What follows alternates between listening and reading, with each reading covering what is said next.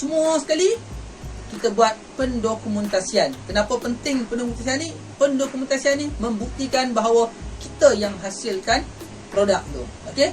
Apa dia pendokumentasian? Laporan bertulis yang menghuraikan perincian reka bentuk, meliputi maklumat dari peringkat penjanaan idea sehinggalah ke peringkat mockup dan model dihasilkan. Itulah folio yang kita buat tu, nama dia pendokumentasian. Kita cerita step by step macam mana kita hasilkan akhirnya produk kita siap, bagaimana step by stepnya sebagai bukti bahawa kita lah yang membuat kajian dan kita lah yang akhirnya menghasilkan produk. Okey? Sebagai rujukan pada masa akan datang, okey, merupakan dokumen yang diperlukan dalam proses pendaftaran paten satu produk. Okey, kalau katakan kita buat ni, akhirnya kita nak paten kan, kita nak pastikan tidak ada orang boleh cetak rompak idea kita, maka inilah dokumen yang paling penting. Okey, sebab tu pentingnya kita buat pendokumentasian. Okey, itu untuk bab 2. Okey, sekarang kita sambung pula bab 3, iaitu bab pengenalan kepada pemasaran, iaitu aktiviti pemasaran.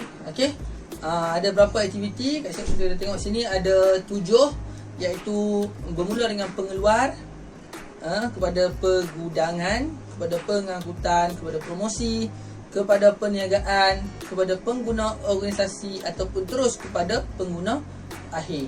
Ini step by step aktiviti pemasaran. Okey, apa peranan reka bentuk dalam pemasaran? Yang pertama, memenuhi keperluan dan kehendak pengguna. Okey, yang kedua, saluran komunikasi pengeluar kepada pengguna. Okey, bagaimana kita nak sampaikan maklumat daripada pengeluar kepada pengguna. Yang ketiga, mengukuhkan penjenamaan produk. Okey, kita nak jenama kita ataupun produk kita kukuh.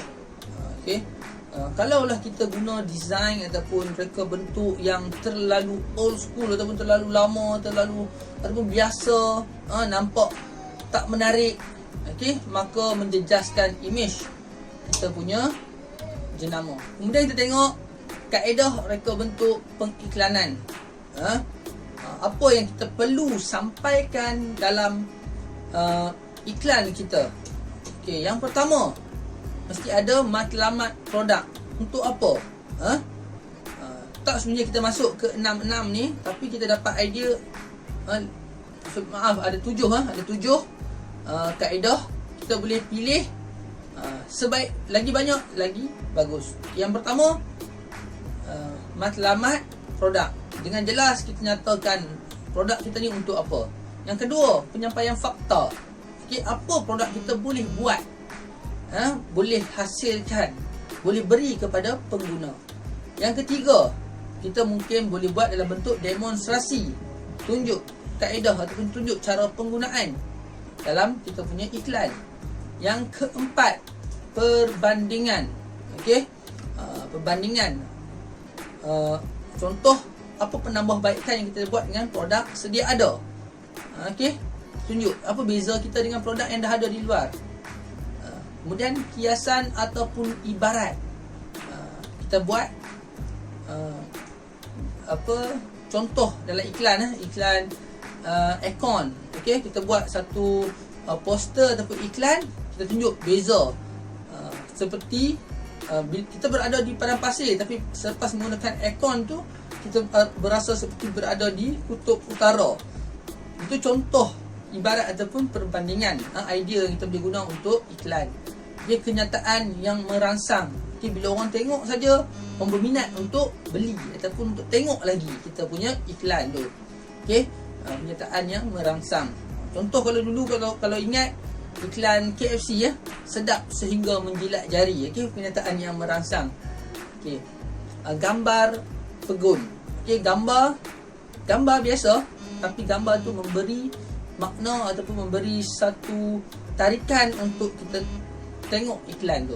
Okey, itu kaedah reka bentuk pengiklanan. Okey, sekarang kita tengok pula ciri-ciri iklan yang berkesan. Okey, kreatif. Okey, satu yang ada unsur yang menarik perhatian orang untuk melihat. Okey, lain daripada yang lain. Itu nama dia kreatif. Memberi impak. Yang kedua, memberi impak. Okay, bila kita tengok terkesan, mungkin dari segi emosi, mungkin dari segi penglihatan kita. Okey, tapi bila kita tengok, kita terkesan itu memberi impak. Mesej yang jelas. Okey, apa yang nak disampaikan.